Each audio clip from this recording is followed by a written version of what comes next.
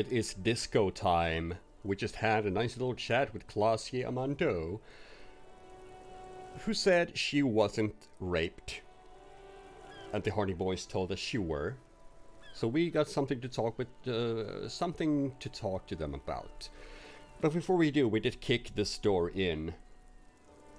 It's time to find out what's on the other side.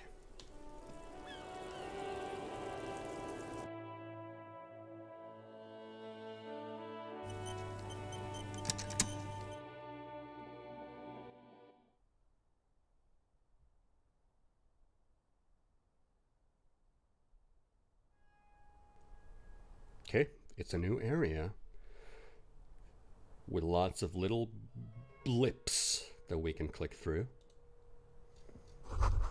There's a tiny hole in the wall. You see a bedroom on the other side. You can almost see the shape of a man and a woman writhing inside, bathed in drug sweat and dirty linens. Bottles lie around everywhere. I think I can see into Clausia's bedroom from here. You can barely see through. Better not to jump to sensationalist conclusions here. The footprints on the floor, however, definitely suspicious. He points to the marks nearby on the floor. Boring footprints. I want to jump to sensationalist conclusions. I know you do, electrochemistry. I know you do. What do you think those people were doing in their electrochemistry? You lean closer to the peephole instinctively. I bet they're doing something quite unnatural there. Sensationally unnatural. If your mesolimbic reward pathway were to venture a guess, one of the bottles is probably being put somewhere it doesn't belong. Thank you for that. Let's finish the thought. Yep, there's a footprints.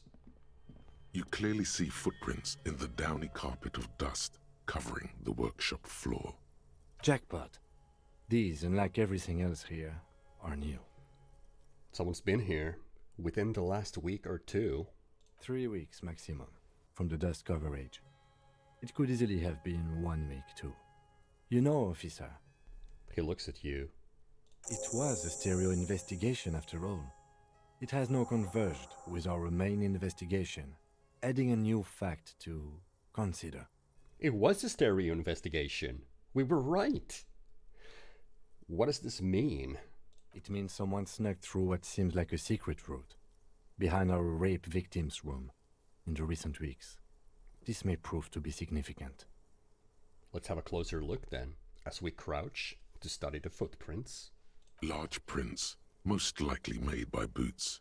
The size is hard to determine. Sole could be bigger than vamp. The soles have left a pattern, uniform, horizontal lines. One person has been here. They've gone back and forth. The tips point both ways. The prints look like one person went back and forth. Between that and that. As he points to the elevator doors in the corner and the barred door. This print doesn't look like the odd-soled print we found at the hanging, Kim. The size looks about the same, actually. They're not the same shoe, but they could be the same person. This doesn't look like the worker's boot from the hanging, does it? No. These little horizontal lines are different. They look custom-made to me. Or some kind of foreign print.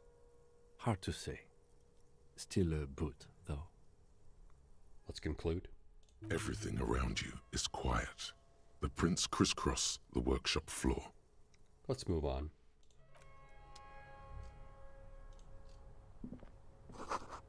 The pinball machine has been taken apart and gutted. Schematics for a pinball machine. Futurism themed. Boxes of tools and replacement parts line the shelves. What's in the cupboard? A jacket. Pinball maker's coat. Let's have a closer look at that. It gives us +1 to empathy, M knife flux blues, and +1 hand-eye coordination. No explanation.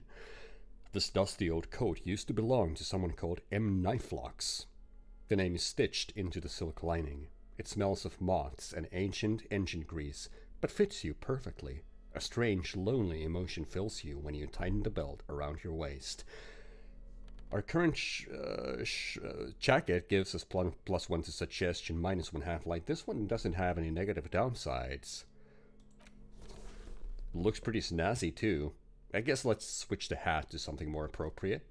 Like Dick Mullen's hat. Oh, heck yes. Now we look like a cop.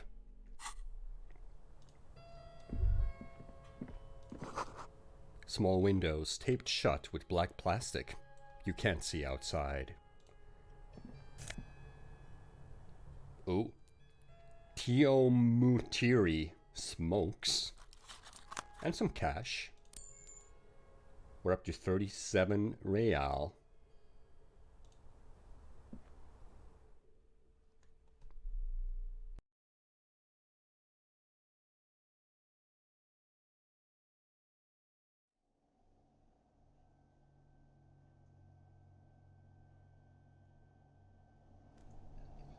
More pinball machines. This pinball is White Diora.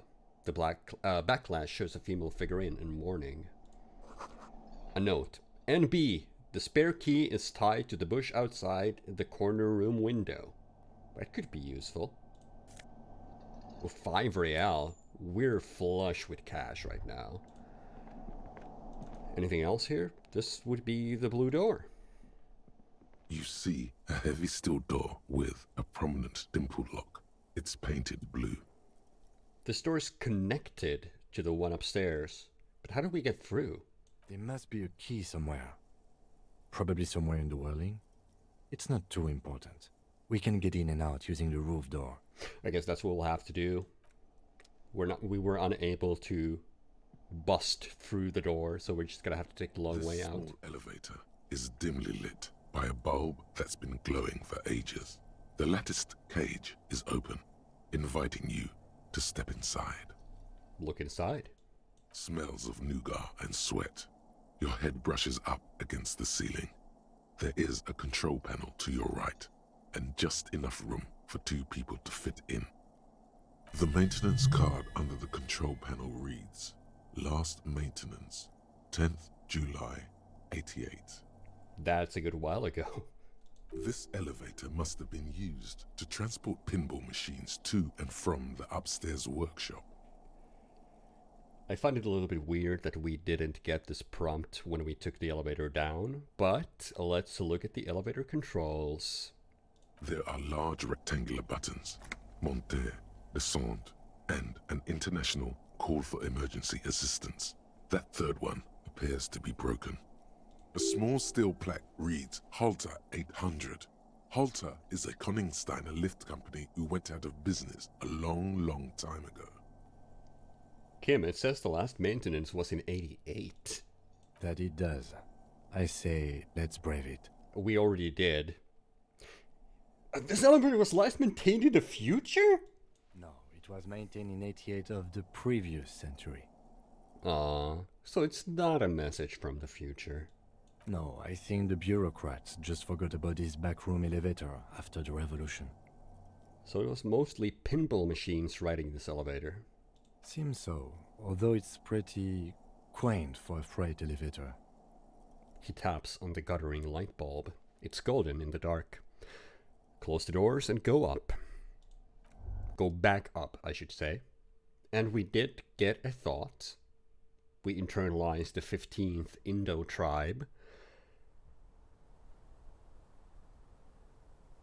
Let's see what it gives us. The 15th Indo tribe. Because there was. The 15th Indo tribe was comprised of 8 kids from Forberg and North Jamrock, running from wild dogs in the valley, hiding scents under rocks, and stealing clothes off clotheslines, and sometimes even the copper wiring of phone lines. You may have been one of them. This must be a childhood memory.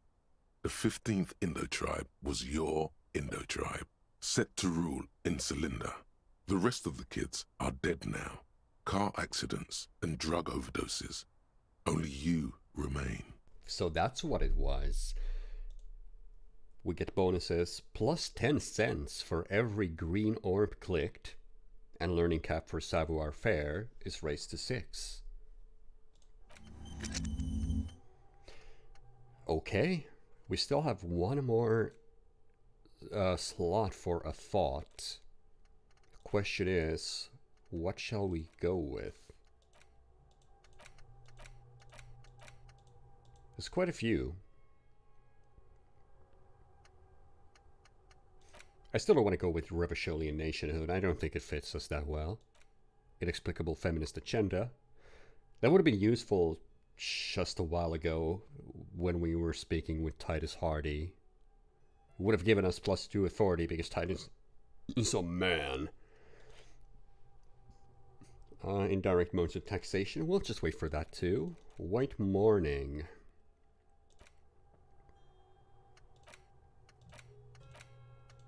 I'm not sure what we should go with. We can of course just forget about a thought as well, but it will cost us a skill point. For right now, I think let's go with White Morning. See what it's about. It's gonna take 5 hours. This has to do with our past. In 5 hours' time, we'll know what it's about.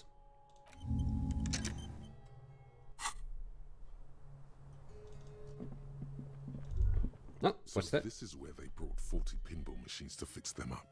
A long time ago. Everything is covered with dust now. The lieutenant looks around the dusty, crowded room, inspecting the tools on the shelf. Looks like they gave up on fixing the pinball machines at some point.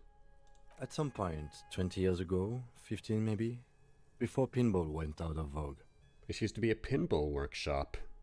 Looks like it. I'm guessing Martinez North 22 used to be a pinball arcade before it became a hostel. There are machines left over. He taps his foot. A creak. Some dust falls off a shelf. Downstairs in the hall, next to the main door. One of them even works. I've seen one of the hearties bang away at it. Remember the dice maker? Then that means... That means the Whirling in Rags was once the East Delta Pinball Arcade. This is all left over from that. Ah, yes, as the novelty dice makers said. This has absolutely nothing to do with the case, I'm sure. But I do like a nice little connection. Don't we all? But then it went bankrupt. Your skin crawls from making the connection. Gasp! Could this mean the Whirling in Rags really is part of the doomed commercial area? If that's true, then our cafeteria manager is not going to like it. We should tell him what we found up here, omitting that suspicion. He does not appear to be the kind of man who likes his establishment to be part of a neighborhood ghost story about bankruptcy. Stupid superstition. But still, it would be interesting to see what the cafeteria manager thinks of this. It's not a ghost story. It's a curse, and Gart ought to be made knowledgeable so he can perform counterspells. Yeah, that's the logical thing to do, of course.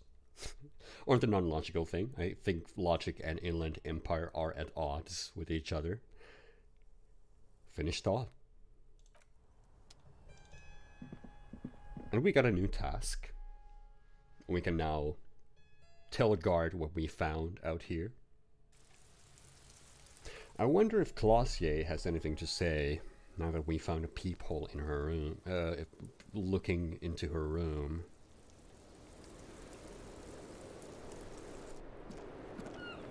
Officer, what brings you up here in the rain?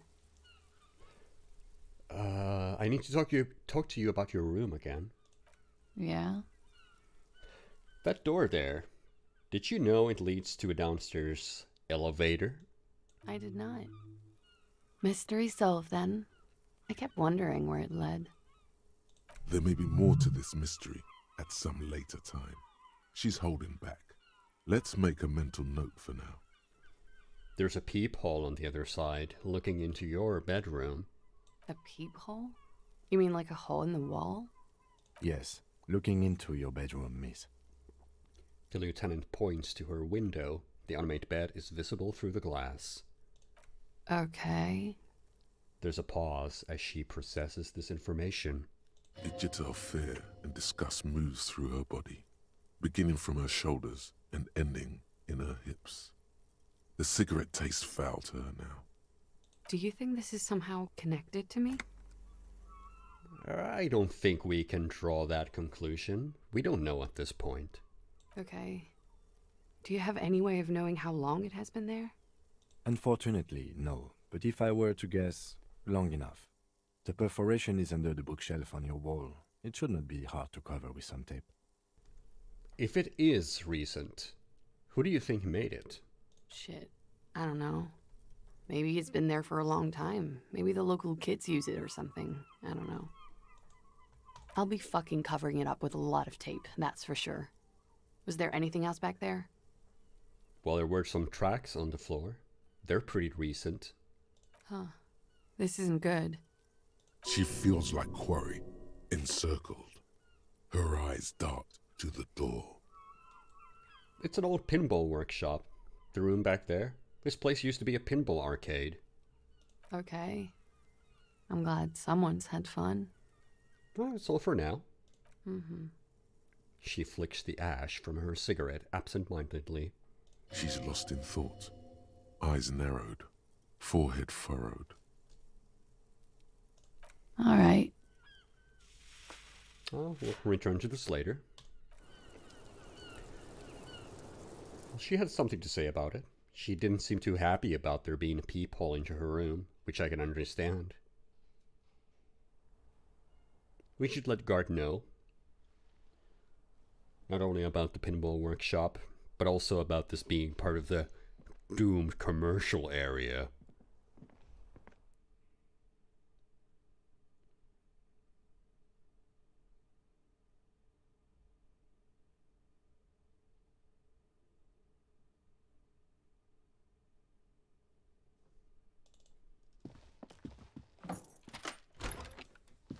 Is there anything else here that we can do? No, I don't think so. I think we're done with our room permanently. Until night comes, that is.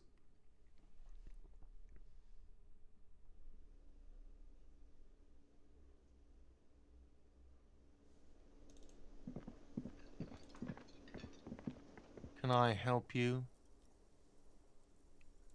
Well, I did see another thing at the whirling, Gart. Another thing. Great. I love those. Clausia, in room number 3, she nicked the phone line. Why? No, fuck it. I don't want to know. I don't want to know why these degenerates do what they do. I thought we had one good guest in the building. I mean, you have Lena. Lena's a good customer. Yeah, well, she's not a guest, is she? What? Did someone mention my name? We were just paying you a compliment. And finding out a degenerate from room 3 nicked the phone line. Everything is okay here. He yells, then turns to you. Good thing that guest pays for her stuff on time. I'll forward her the bill and be done with it. Was there anything else? Gart, what if I told you I got into the back room behind the blue steel door? Oh, okay. Well, I did hear you make noise back there, so good for you. It takes a lot of willpower not to ask. Obviously, he's been wanting to know what's behind the door. Aren't you gonna ask me what's back there? Okay, what is back there? I'm gonna leave this up for the chat. Skeletons, a mausoleum of the dead. Shall we just be straight up with him? Say it's pinball machines or the Black Caping Maw at the end of time. What do you think, chat?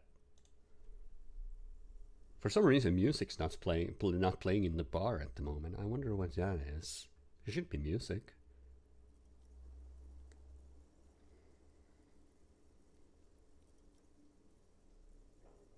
Chat thinks we should be reasonable. Pinball machines. It's a pinball workshop. Ha! I knew it. I've always wondered where those machines by the door came from. And they told me there was some kind of pinball thing here too. I knew it. Were there any back there? In working order, I mean. Why? Do you want to play? Because I might be up for a game. No, I was just wondering if you found pinball machines there. He was wondering about something business related, about how much money he could make off one. Oh, we got indirect modes of taxation last time because we were a market liberal. I think it's fitting that we say this. If you're thinking of selling those pinball machines, I want a fat cut. C-suit shit. I'm a disruptor. Those machines are whirling property. But if it makes you feel any better, I'm not planning to sell them. It wouldn't hurt to get a little life in here. Other than the hellish karaoke machine. That one's always causing trouble. Yeah, those numbers he's adding up must be making good sense to him right now. And there's the music. Just took a while for it to start playing. Sounds like he cares about the place. He's not going to be overjoyed to hear that it's part of the doomed commercial area. He should still know.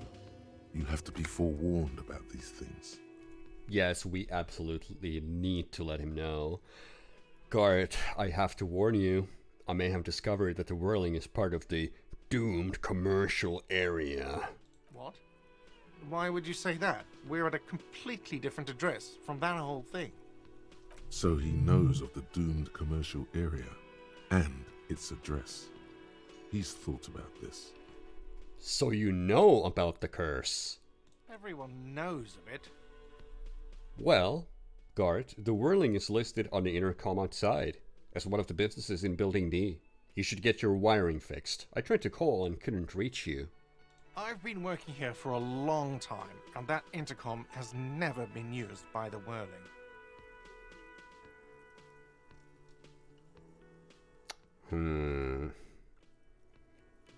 Not once? Isn't that already a sign of decline? It's a sign of the whirling in rags not being part of the doomed commercial area. If anything, we're revitalizing this neighborhood. Relax, Mr. Gart. I'm sure there is no doom. He simply wants to share his discoveries with you. Just discoveries. But, chat, what should we say? It's only a matter of time before the whirling fails as well because it's part of the curse. Or maybe it'll escape the curse. Which is it? We've been super antagonistic towards Guard this whole time.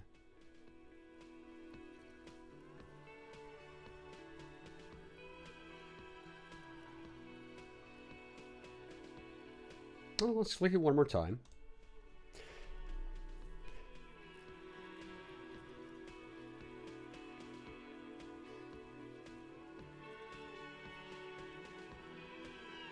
And like that we're still thinking there's a curse. Yeah, we've been super antagonistic towards Guard all this time. Let's continue being antagonistic. The whirling was once the East Delta Pinball Arcade before it failed. It's only a matter of time before the whirling fails too. Does this look like part of a doomed commercial area? This pre-revolutionary tilework, these high ceilings, the nice rooms, well, most of the rooms. The pallets on the walls. For 14 years, man. That's how long I've worked here. I've kept this place up through hail and through sleet.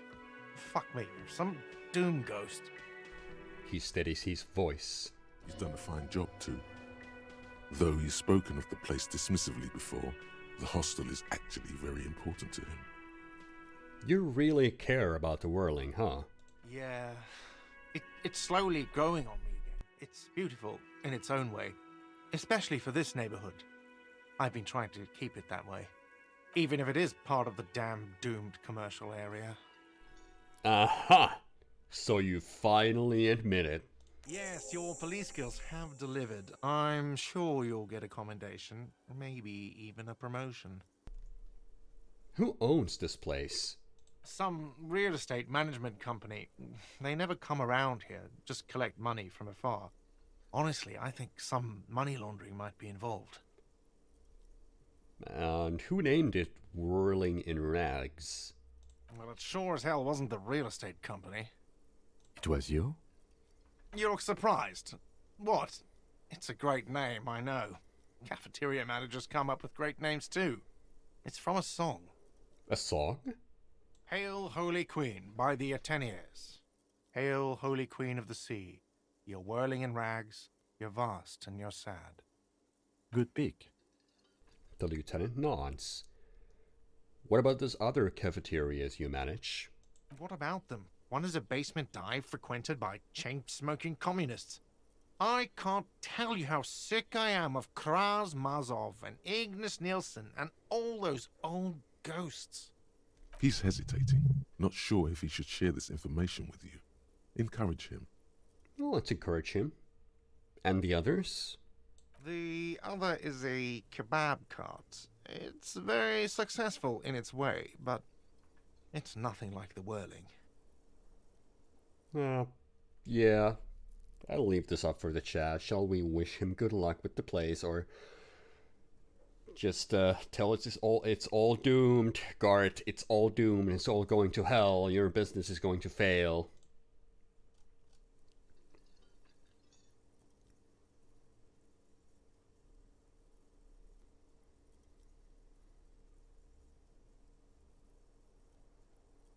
Again, I feel like this is the option we should go for. Let's click it again.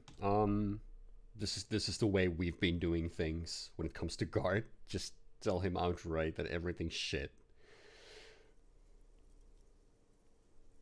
Oh, well, we could ask who owns this place again. I guess that gets 100%. But I mean, some real estate he already told us that. We're looking at 5 or 6, chat. These two. Either one of these two, we concluded with good luck or it's doomed. Let's do it one more time, since there are people in the chat wanting to do something, wanting to get a pick.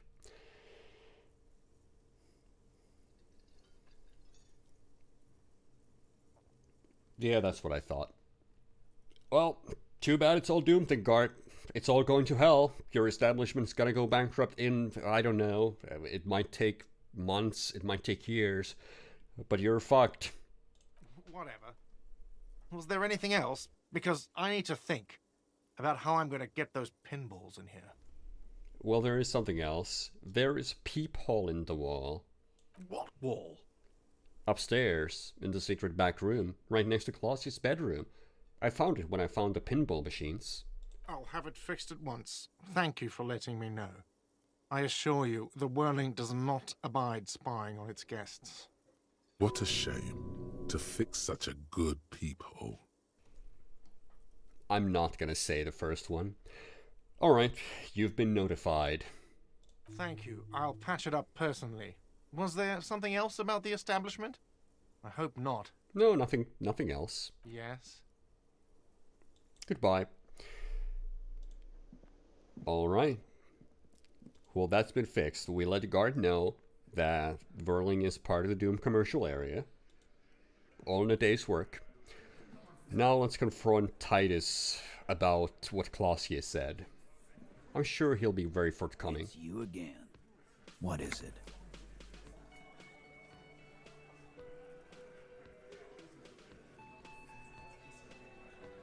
Hey, Titus. Clausius says she wasn't raped. Fuck. I knew that fucking whore couldn't be trusted. The big man's eyes and veins bulge. For the record, Titus Hardy did not explicitly specify the victim as a whore, nor did he say anything about trusting her. I disagree with that. I think that's exactly what he said. Oh, shut up and stay out of this, Liz. He raped her. He was out of his fucking mind. You have no idea. She's just in denial, asshole. You don't understand the traumatic experience. She's shutting down, and she doesn't fucking trust you. Yeah, she's crazy, you know. A crazy bitch. You know the type. She's fucked up. This is a diversion. Stay on track. Cut the bullshit. She told me the truth. Lawman, I'm at the end of my goddamn rope with you. I fucking told you not to push her. His hands become fists. And you went and pushed her. I am gonna fucking... Titus Hardy! Her voice rings through the room like a warning shot. Everett personally sent me to take care of this. If this goes south, we'll all be in the shit. But you, Titus Hardy, are going to be buried. Am I understood? When she's angry, she emphasizes the S. It gives her voice a strangely hypnotic quality. Her lips barely move as she speaks. Frankly, it's a bit terrifying. Someone has to rush in to break the tension. The second in command. Look, Copper. We know that that fuck was a rapist and a killer. We got him confessing to it on tape. Show it to him, T. What's the harm, right? Here, jerkwad, listen to this shit. And then come back and tell me the soldier of the apocalypse was an innocent man. This is their last play, this tape. Their story is in tatters, a mess. It might be nice to listen to, but at this point, you don't need to. I think still I need to. I don't feel like this first response will get us anywhere. You lied to me. I don't need to listen to evidence. That doesn't make sense to me. What's on this tape? What's on it? We call it the Doorgunner Megamix. You'll know why once you listen to it. Where did you get this tape? You think we go into this shit deaf and dumb? You RCM aren't the only ones who know how to bug people. There's no university degree for that. So you've bugged them. How? We have machines. We're in logistics. How do you think a harbor works? It's advanced stuff. Understood? You've listened in on their communications. How long? Since way before their chief started taking swing lessons. Things got nice and quiet after that. Which one of you is doing this advanced radio work then? It's not advanced. You just hold up in a coop all day, writing down what they say. It gets hot as hell in there. Don't put yourself down, Angus. It's important work. The chief picks his beer back up to offer a silent toast. Yeah, man. You're like a radio genius or something. Those notes are some in-depth stuff. Indexes and shit. Where can I listen to this? I'm sure we can find a tape player. Where can I listen to this? Why don't you try shoving it up your ass, genius? Yeah, play it with your ass, cocksucker. His voice echoes like a thunder in the small room. I'm sure we can find a tape player. It's not a problem. He repeats calmly in a hushed voice. Your room had one. Or maybe it's too broken. Yeah, that's enough for now. I'll get back to the investigation. Don't forget your tape, lawman. Compliments of Titus Hardy. Yeah, let's take it. We'll listen to it. You do that. Oh, and keep it. Maybe you'll need a reminder of human ugliness someday. I'm gonna take off now.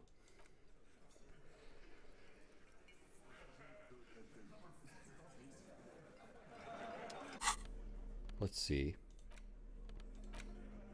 There it is. Doorgunner Megamix. A magnetic tape acquired from Titus Hardy. It supposedly holds a recording of the mercenary task force radio communications recorded via a de-encryption station. Not a good omen. Requires a boombox to play. Well, as it so happens, we have a boombox. We bought one. Let's interact. Let's see what's on this tape. The porter reel is just what you needed. The reels attach to the apparatus with a satisfying click. The tape is rooted behind the magnetic reader. Let's play the tape. You push command set, and the tape starts spinning. Violent static and machine sounds fill the air. This isn't Revachol. This is a fucking village. I can almost see the elephants. The harbor. That's the son of a Kvalson crane.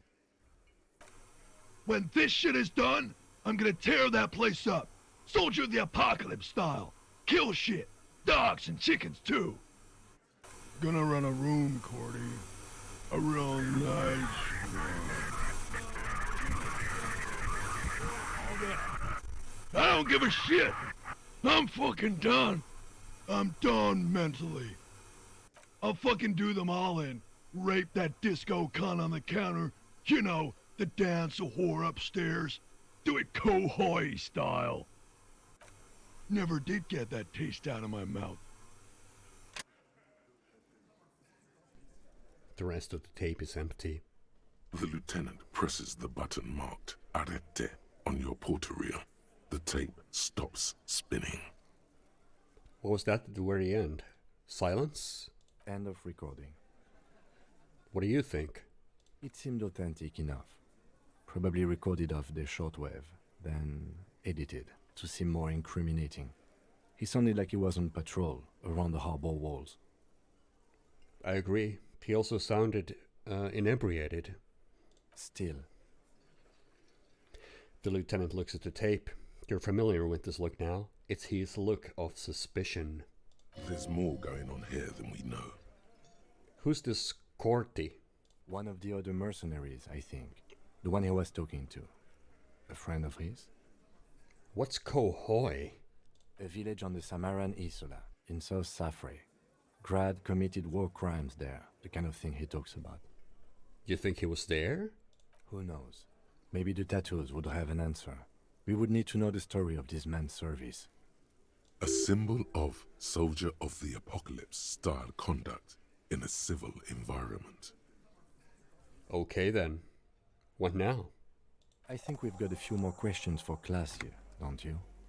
This seems to contradict her testimony, at least to some degree. That it does.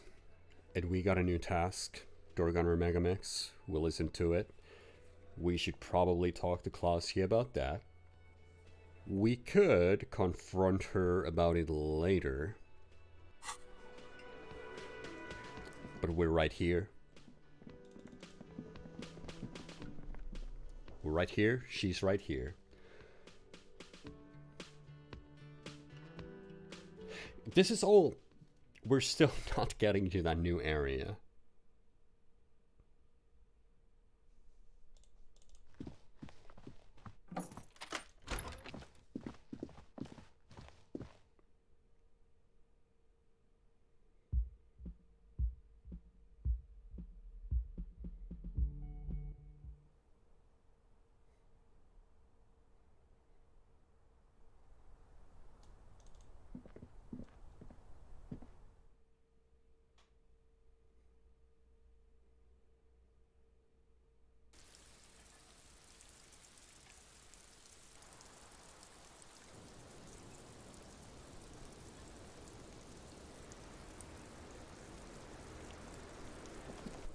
Officer, it's a fine day for questions. Titus Hardy gave us a recording where the deceased states his intention to commit rape. She puts her coffee cup down with a soft ring as the porcelain meets the metal table. Did he? I never said he was a good man, or that he had good intentions. Only that he was never bad to me. She doesn't care. If anything, she sounds amused. On this tape, he specifically identifies you as the target. Where did they get this recording exactly? It's intercepted radio chatter of the deceased, recorded via de-encryption station. It's authentic enough. Does he say he's gonna do it Soldier of the Apocalypse style? She arches her brow. Those are the exact words he used. Yeah. That was practically his pickup line. She picks the cup back up. A memory surfaces in her tired neocortex. It's not entirely unpleasant. Did he say whores a lot? Was he pretty much on the verge of doing it Kohoi style? Kohoi was mentioned. He wasn't actually there. He didn't do a tour, or at least didn't tell me he did. Would have been overkill anyway. He lived his own little Kohoi. It wasn't his everything. Why say things like that? Machismo? Yes, was he bragging? Oh no, I'm pretty sure he did all those things. Then integrated them into his idea of normalcy. To keep on living. Until they just sort of turn into his, what's the word I'm looking for? Coping mechanism? Running joke. I was gonna say running joke. And it sounds like you didn't even get the good bits. Lely's punchlines got way, way funkier than that. He was like the Seminoles conflict, the Kohoi massacre, and the 36 famine in Yezud all rolled into one person, then cast in Orani's ceramic armor, which he wore in bed and in the shower. Weren't you afraid? Afraid of what? That tape the Hardy Boys recorded? Your mother probably never told you this, but girls are evil. Had I the physical robustness and social support, I'd be in Kohoi. I would be tearing it up Soldier of the Apocalypse style. She wouldn't. She doesn't have the full Hoi in her. Did he tell you he had actually done any of those things? He and Martinez, I mean? No. We were too busy laying waste to our own nervous systems to direct any of the fury outward. He seemed happy, I guess. At ease. As much as a man like him could be. What kind of man was he? Before you go, ask for details. She seems okay to talk about it. Thank you for clearing that up, miss. Whenever you're ready. I'm interested to hear what Titus Hardy has to say now. She takes a very small sip of her coffee and smiles. Well, I'm not sure if she's had enough time, but now that you had some time, can you tell us more about the victim? Like, for example, his name? Actually, officer, I didn't know his name. I just called him Lely. A nickname? I guess. He came from Lelystad. It's short for that. And it was his army name, apparently. He said his real name wasn't his. I tried to pry it out of him, but it was no use. So a nom de guerre. Lelystad. That's a good start. The lieutenant writes it down in his notebook. We have a few questions you can help us with. A few things a field autopsy alone can't answer. The lieutenant writes it down in his notebook and tears out a page, hands it to us. The young woman cranes her neck, trying to catch a glimpse of the page the lieutenant passed to you. On it is a list of autopsy observations, recorded neatly in blue ink. The last missing pieces of a puzzle of flesh. Where is Lelystad? The place, I mean. In Oranje, officer. It's, I think municipality is the term. A nowhere town there. The Lelystad municipality has few boroughs and even fewer cities. It's made of agricultural plots near the border of Gottwald. Executive summary. Cows, silos, and wheat. You were almost right, officer. That means his race was occidental, not mondial. I'll update the form. I don't remember any of that, Kim. It's been somewhere near to 20 updates now. It's been months since we spoke about that. You were both from Orania. Yes. We were compatriots. Did that bring you together? No. He was too old for that. And from another part of Oranjenrek. I didn't even understand his accent. What brought us together wasn't Oranje. It was bad habits. Sex. Alcohol. The stuff we live for. Speed. Probably also sildenafil. Bring it up. Electrochemistry. Give me some more. No love for Muta Aranye? Wasn't he a soldier? I do love that we've said enough fascist things for this to come up. Oh, we need to get political. We need to get political. A military man, but not a patriot? No. He left the National Service after they taught him to do what he did on Seminine. He wasn't the flag-waving kind. He was the making money, killing people kind. Now that's far better. He was by no means a stupid man. A people person. A small platoon leader. Certainly not a patriot. A flash of rage comes over you. The words have already left your mouth. Oh, we can't avoid this. I don't think I've ever seen this before. I guess I'm not gonna ask chat, because this is the only thing we have to say.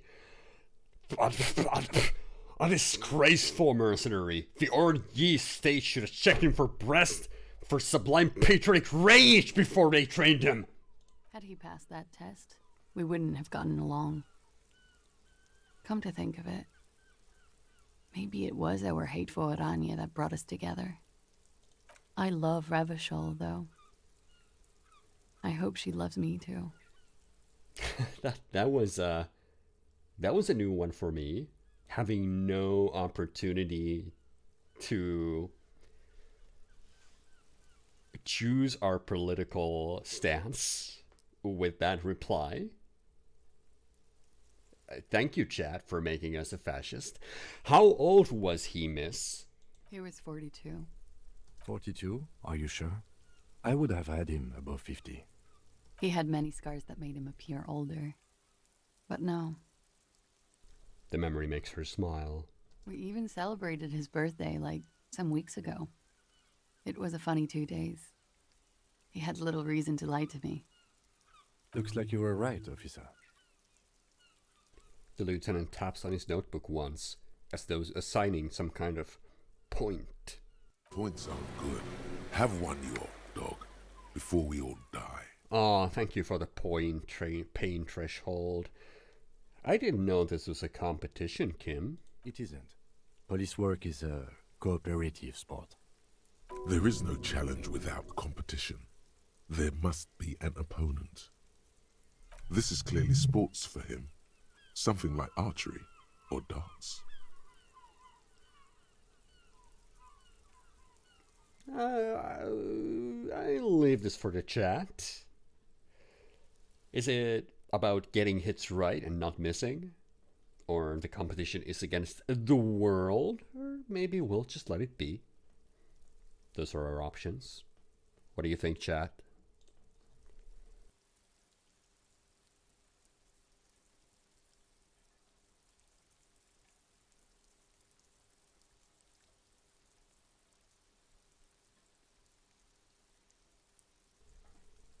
Well, let's click it once more. Sometimes it doesn't doesn't work immediately.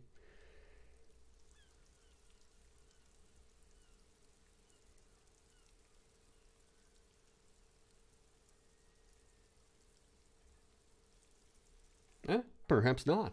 Chat doesn't have an opinion. Let it be. The young woman looks at you, then the lieutenant, then you. She's enjoying this. His eye color? Blue. Light blue. They were like little blue galaxies, you know? It was strange, seeing those eyes in his fucked up face. Pardon the swearing. I do him an injustice. He wasn't ugly. And he had a beautiful, soft voice. Very surprising, what with all the scarring. It was quite something, watching him speak. He had a combat wound on his chin and mouth? Yes. Severe. It made him look like half his face was cracking away in some strange smile. That and those eyes. It's clear she was very much attracted to him, and still is. You found him attractive? Of course. He was the most strangely beautiful man I've ever been with. And I mean that. She shivers slightly. And now, he's dead. A pity. Ah, yes. His hair, if you can remember? It was light brown, almost blonde. He darkened it with brilliantine, made oily. Not nice to stroke. I couldn't convince him to leave it alone. Kim, I said to put brilliantine on the form. Do I get a point? No. But I put it down there. Like, it's here. Okay, sure. Here you go. What else are we missing, officer? Yes, we got a point. We actually got 5. We got 5 experience points. He had it to 2. What did it mean? Oh, that. It was an Oranese map of the waterways? Sure, waterways. It was mostly for showing off to chicks, though. For showing off to chicks. How so? How? Imagine him lying in bed. Freakish musculature laid out on the sheets. Scarred, of course. Tattooed. The sheets are dirty for some reason. Is this Oranese lit? Is this Oranese lit? Yes. This is the very essence of Oranese lit. A moment's respite. Dark and hopeless as the struggle itself. She leans even further back to demonstrate. He's smoking and drinking, of course. And his chest and shoulders and arms are studded with stars. Tens, hundreds of them. Maybe even thousands. And the woman goes like, "What was this, baby?" She points at the air with her sharp-nailed finger, picking out an imaginary tattoo star. And he says, "That was too hardcore. Don't ask me about that." So she goes, "Okay, but what's this, baby?" And he's like, "Saw some bat shit there. Killed some loincloths." And so it goes. Star after star. Port after port. Third world country after third world country. And he's done horrible things in every single one of them. You were the woman in this? Oh, yeah. She nods. Can you tell us precisely what these mean, as we hand her the photo? No, thank you. I've seen enough of him dead. I can tell you what they meant without looking at them. She pours her son's, Let's try that again. She pours herself some more coffee. Go on. He was a blue-eyed boy with thick arms, from a small town. He was also poor, and the government of Oranje needed some people killed, so they turned him into a grotesque killer. For money. He went to Killer Academy in Vredefort. Then he killed some people on the Semenine Islands. And on other islands, too. All of the islands. After this, he came to Revachol and got killed himself. Thank you for clearing that up. Change of topic, perhaps? She looks over her shoulder to the sea, then back at you, smiling faintly. Could it be love that did him in? It very well could be, yes. What do you mean? What do I mean? I have no idea. I don't even know what you mean. Love did him in? What does that mean? Yeah, this would be back when he told us that when we were talking to him after he was dead. He told me love did him in. That's not funny, officer. I didn't mean it as funny. Perhaps it was communism that killed him. A moment ago it was love. And no, I don't think the Union is communist. They're a couple of shades pinker than that. They're not hardcore in that way, is what I'm trying to say. What are we talking about anyway? This politics shit is a lot in the morning. Is it even morning? Not quite. I think she's just tired. She doesn't know what you meant by that. And can you blame her? You could blame her, a little. It was a pretty straightforward question that she refused to answer. Something miraculous is coming. He told me. The lieutenant blinks. His expression does not change. All right, let's see where this is going. Let's. From way out in the northwest, he told me. Cool. The woman nods. That didn't go anywhere. We ordered a toxicology report. Any idea what that will show us? A real rainbow splattering of pharmaceuticals, I bet. Barbiturates, amphetamine, sildenafil. Hear that? Sildenafil. Just like you suspected. You have a great nose for this stuff. What is sildenafil? It's for maintaining an erection. Uppers are vasoconstrictors, so that feat becomes problematic. Okay. And why do I know this? Because you're a scientist, of course. Huh, naturally. How much does the toxicology report cost the police of Revachol? I can do it for half of that. Save you some money, make some myself. It's quite expensive, miss, but we'll manage without your help for now. I think we're finished with this line of questioning. All right. The lieutenant puts the slip back in his notes and observes the young woman for a moment. Coolly, gracefully, she pours herself more coffee. Well, let's return to this later, miss. What's that? Wait, stop. That man, bloated beyond all recognition, was 42? It's what she said, yes. Below the damage, the weeks of decomposition, all the swollen indignity of mortality. He was 42 years old. Where's this going, visual calculus? How old are you? That's where this is going. 45,000 liters of raw alcohol has left its disfigurements. What lies beneath, you wonder? You could ask either one of them.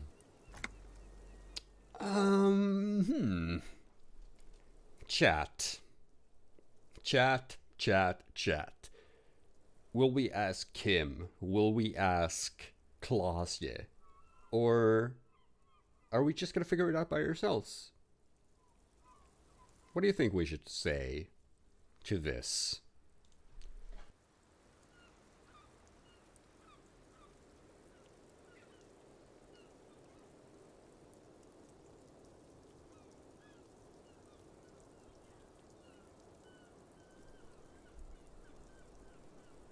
We're gonna ask Kim. Look, Kim. Just a random question. How old do you think I am? Huh? The lieutenant isn't quite sure he heard you. How old do I look? How old? 58. 58? Maybe you're wrong. You were wrong about the deceased too. He was way younger. He was deceased. He had been decomposing for a week. I feel like I've been decomposing for way longer than that. On the bright side, you've been getting a lot of exercise lately. That is true. The ravages of Al Ghul are nearly as extreme as that of death itself, Lieutenant Kitsuragi. There's silence. Then a little more. Here it comes. Mercy. Sure, you're 42. Let's go? Wait. This requires scientific measurements. It does. Bring it on. I am not afraid of the truth. To the laboratorium. Yes! We gained a thought. The thought is date of birth generator. Takes 7 hours, 15 minutes to internalize. No temporary research bonuses. And the problem says, your face looks like it's 58 and your body feels like it's 60. Your mind feels like it's lived for 1 day or 100, both longer than they ought to be, the day and the century. But for how long then has this thing attached to your sentience walked the planet's crust? Time to start racking those brains of yours, Elder One. When and where were you born? That is a question for maybe another day. We don't have any slots available in our thought cabinet, so it's going to have to wait. But it's an interesting question. How old are we? We don't know. 58 though. Come on, Kim. Kim! Kim, I thought you were my partner. I thought we were on the same side. You can't just say that. Alright, so we're done questioning Klaasje. And I think at this point, once we're back at the whirling, back at the bar, we should maybe take a look at our notebook. See if we're finally gonna go to that new area in the game.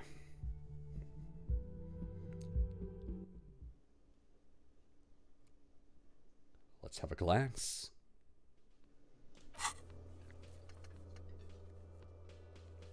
Yeah, we can still talk to Titus about the Doorgunner Megamix. Let's do that before we take a little break. Let's have a chat. It's you again. What is it?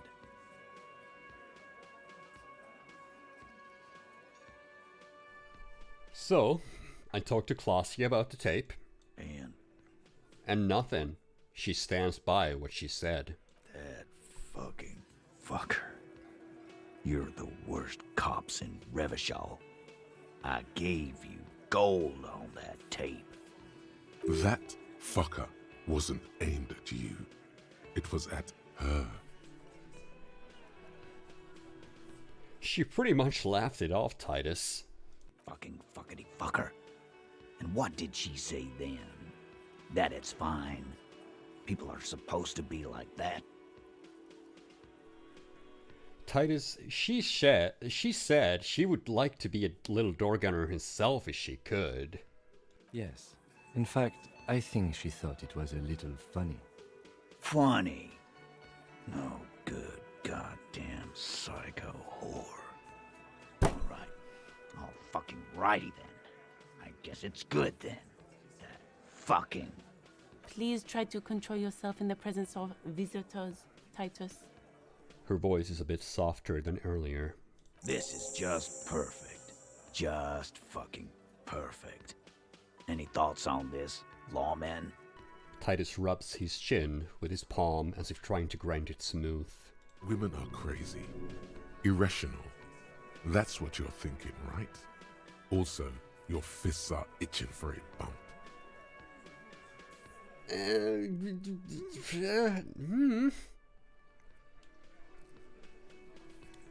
Maybe she isn't who you thought she was.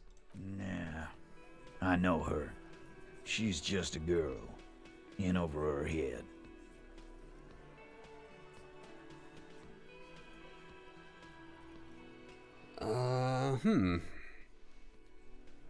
Let's have a look. Titus, she has my whole skill set compromised. She's some kind of pro. You don't know? She's a model. She won a pageant. Or she has special training. Not talking about Oranian Slit. She's not some helpless girl. She handled the mercenary well enough. She's a hardcore partygoer with a bigger death wish than mine. Or, I guess you do know her then. I'm gonna leave this one up for the chat. Is she just a girl in her head? What is she? What is Klaasje? What are you gonna say to Titus?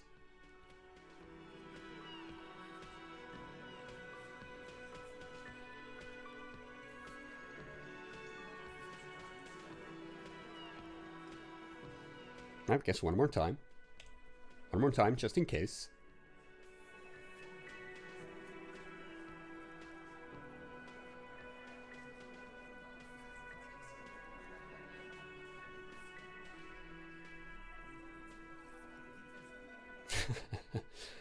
You don't know? She's a model. She won a pageant, Titus. She's just not a random girl. I knew it. Titus, I knew she was professionally trained by her walk. I told you she was a beauty queen. Yes, Glenn. I know she's a beauty queen. Everyone can see that. Sorry. I'm still not gonna say the first one. Maybe she's still in denial. No, I don't want to say that either. Let's just wrap this up. Be straight with me, Titus. What really happened? I already told you. We fucking hanged him. He puts his giant face in his hands and sighs. There's less gusto in his voice now. His men too are growing increasingly silent. Come on, Titus. The stakes are too high here. There will be blood on the streets. The tribunal, remember. I know you're tired. Why don't you just... You know what? I am tired. I'm tired of you, them, and the whore upstairs. Next time you see her, tell her Titus said, "Fuck on!" He throws his beer can down. This is the petulant rage of someone who's at the end of their wits. That lying, scamming. We're done. This is over. You understand? Your little investigation is over. Yeah. There's a silence in the room. Alain starts saying something, then thinks best not to. On the floor, beer drips out of the can into a small puddle. No one does anything about it. What is this quiet funeral shit? All we need is some beers in us. Bartender, 20 beers for the Dock Workers Union. Why do we make it 40, huh? Why do we make it 100 beers? You're not loud enough. 100 beers? Now we're talking. Hoppity hop over here, cafeteria manager. The window might be closing. The more beers they get in them, the less cooperative they will be.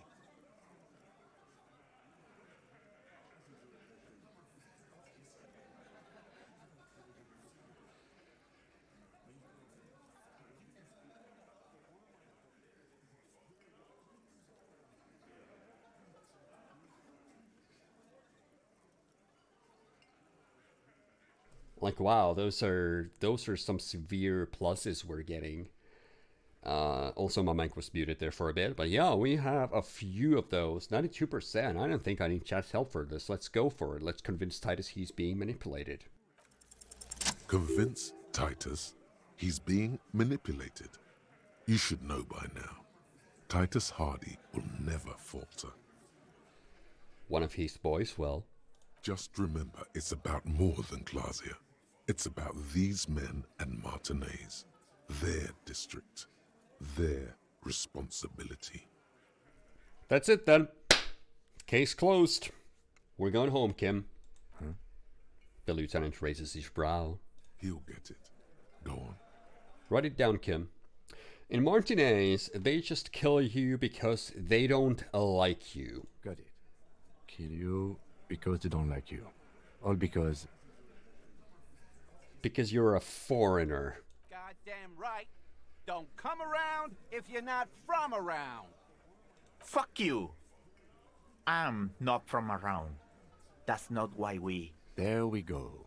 Don't come to the wild north if you are not white enough. It's cool, guys. You drag them out back, light their corpses on fire, and piss on them. You don't care. We didn't light him on fire. No one pissed on him either. That's it. That's the weak one. You flushed him out. Now go in for the... Officer, you will be next if you don't shut up. The old man reaches for his belt, but his voice is strangely calm. Firearm. A Glass 08 or a 38 caliber pistol. Either is small enough for you to have missed. Oh shit. He's onto you. He knows what you're trying to do. Steel yourself. Push on. Just ignore Theo.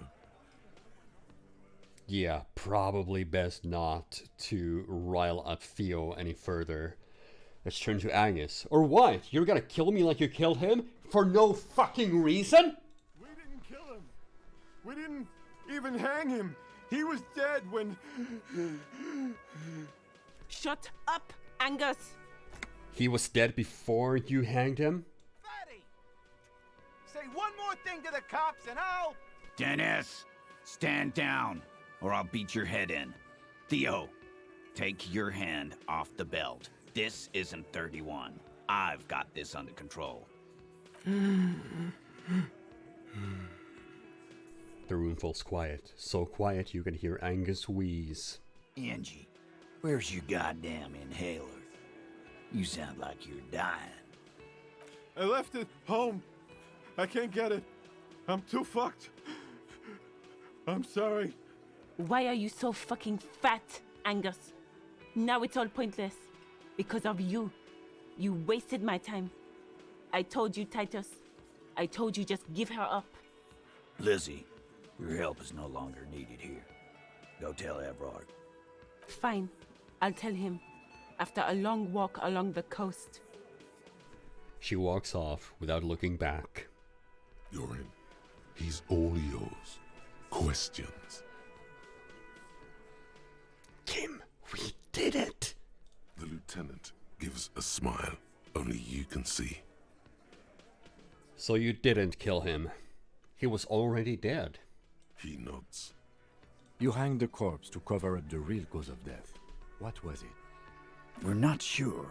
Probably a bullet. The wound was difficult to see. So there was a wound.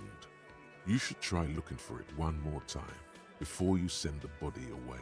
Uh-huh. Now I'm happy that we didn't send it away before we established the real cause of death. Why, Titus? Why would you fake his death? Because the girls asked us to. They were in some shit. Girls plural? There's another girl? 2 of them? Take note of this. They'll probably say more about her later. Did she kill him? Cop, I have no idea. The girl says she didn't. He doesn't think she did. Or at least he hopes she didn't. What happened Sunday night? Classier came down. She seemed really out of it. Drugged up, even more than usual. Bug-eyed and gurning, you know? Not in a fun way. It looked like she'd redosed after something went down. I've seen that look before. She was scared. I knew someone had died. How did you know? I've done this job for 10 years. I've seen it before. It's the politician in the motel room with the dead hooker scenario. Only in reverse. Good analogy, boss. You don't get to talk yet, Shanky. You're still on the bench. You keep taking it easy too, Angus. What happened then? We went upstairs. Sure as day the Merc was dead. There was a bullet hole through the window. Fucking dirty sheets and bottles everywhere. He means they'd been fucking? Tibbs patched the window. And the corpse. We hanged. Tibbs? Is that the 8 Hardy? Nah, he's my brother. He's in the window replacement business. If Classier didn't kill him, why the cover-up? You may have noticed our girl's in some shit of her own. She told me some people were after her. From Oranje. She wouldn't say more. Yeah, she wouldn't. She's fucked if she shows up on police radar. These people, who are they? They're powerful. Connected to the Moral Intern. She's clearly afraid for her life. Says if she showed up in your systems, she'd be ghosted away. That's all he knows. That's all she's told him. And why would you help someone like that? By taking on a murder? Why would I? I guess we abide all sorts of runaways and losers here. It's a Martinez thing. So who killed the Merc then? Any leads? Not yet. Just some ideas. She says the shot came from outside, behind the window somewhere. So that's a clue. What are you thinking? I'm thinking someone's past caught up with them. Either hers or his. Hers, you mean? I mean the people after Clausia. Maybe the shot missed. Maybe it was meant for her. I like that. Been thinking the same thing myself. And you had some ideas about his past too? I do. One of those mercenary buddies of his could have done it. They got guns, training, years of bad blood, probably. Or it could have been someone else from Crenell. He pauses to think. Tell you what I'd do. Check out the coast for vantage points. Maybe consult with a ballistics buddy of mine. That's what I'd do. If I wasn't too busy doing this clown dance with you. He's calm now, threw all that turmoil away, and became himself again. Whose idea was it to hang him anyway? Hers? In a manner of speaking. Remember the two girls? He may be talking about the other one. Earlier you said girls. The girls. Plural asked for your help. Was this the other girl? That's right. It was her idea to hang him. I liked it for political reasons. It sent a good message. It's her, isn't it? The drug trafficker, the missing Ain't Hardy. Fella, you think too much. He's off all right. You're gonna hurt your head. That woman is just affiliated with the Hardy Boys. You don't know her, anyway. You're gonna stonewall me if I ask more about her, aren't you? Glad you understand that. Alright, thanks for this, Titus. I'll go talk to her for the last time. You do that. Hey, cop. Before you go. He grabs his beer and swirls it in his hand as he thinks of that.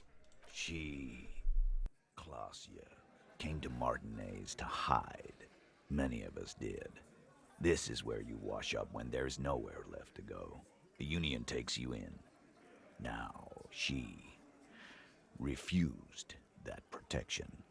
But you would still prefer if we didn't take her away. That's right. If we didn't take care of the people who end up here, this place would just be a couple of ruins and some cargo containers. We'll take that into account. The lieutenant slides his notebook into his coat pocket. He turns to leave. Well, we just made some real headway. We found out that the Hardy Boys indeed were not forthcoming. Well, they were too forthcoming, and their story about the hanging of the dead man was falsified. Apparently, he was shot, and they hung him for political reasons, which actually ties in with what we've heard so far, especially from the Sunday friend who told us that it seemed like it was a long drawn out act, as if it was theater. And now we've realized that it was the girl's idea, primarily the Ain't Hardy boy, or a girl in this case, to make it seem like he was hanged for political reasons. The plot thickens, and now we have, well, Titus told us to go down the shore, find out about maybe there are some, maybe some ballistics work will do the job. But naturally, we also want to confront Klasia with the Hardy story, now that we got it out of them. But we've made some real headway in the case now. We also need to go back and look at the body. Look at the dead body who's in the giant ice bear fridge. And take a look at if we can maybe find that bullet lodged in his brain. And I think that's gonna wait until next time. For right now, we're gonna say goodnight to Disco Elysium. And next time we'll see what'll come up.